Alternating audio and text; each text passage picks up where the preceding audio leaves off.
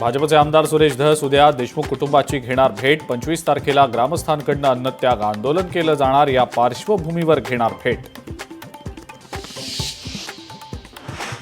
मुरलीधर मोहोळ आणि चंद्रकांत पाटलांनी अमित शहांचं पुण्यामध्ये केलं स्वागत। अमित शहा आज हॉटेल वेस्टिनमध्ये मुक्कामी असणार। उद्या पुण्यात विविध कार्यक्रमांसाठी उपस्थित राहणार। मुंबई महानगरपालिकेच्या 1500 कर्मचाऱ्यांना इन्कम टॅक्स विभागाकडून दंड। तब्बल 45 कोटींचा आकारण्यात आला दंड। हिंगोली जिल्ह्यात तलावांच्या पाणी पातळीत कमालीची घट। 27 तलावांपैकी 20 तलावांमध्ये 50%हून कमी पाणीसाठा शिल्लक।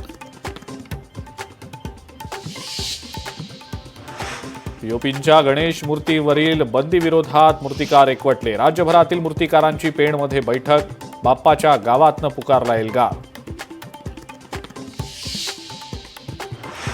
मुंबईतील ओव्हल, आझादसह क्रॉस मैदानातील भूखंडांच्या नूतनीकरणासाठी नवीन धोरण तयार करावं, उपमुख्यमंत्री अजित पवारांचे निर्देश।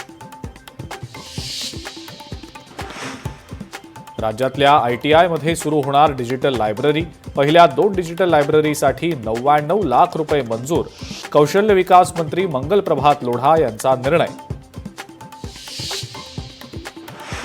जालन्यात विद्रोही मराठी साहित्य संमेलनाला सुरुवात। पहिल्याच दिवशी शिवाजी अंडरग्राउंड इन भीमनगर मोहल्ला नाटकाचं सादरीकरण।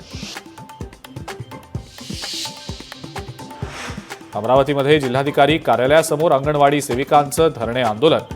मानधन नको, वेतन श्रेणी द्यावी, सेविकांची मागणी।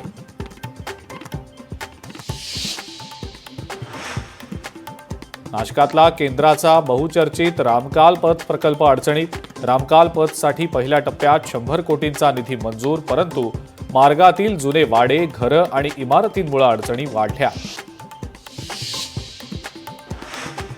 सांगली जिल्ह्याला नवीन बसेस मिळाव्यात। जयंतराव पाटील यांनी परिवहन मंत्री प्रताप सरनाईक यांच्याकडे पत्र पाठवत केली मागणी। महाशिवरात्रीच्या निमित्तानं पैठणमध्ये त्रिशतकोत्तर अमृत महोत्सवी सोहळ्याला सुरुवात। महादेवाच्या मंदिरात 7 दिवस विविध धार्मिक कार्यक्रमांचं आयोजन।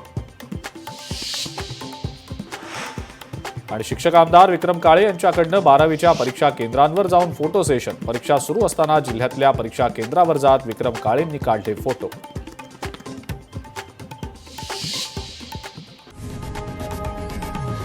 लोकशाही मराठी ऐका, पहा, जागरूक रहा।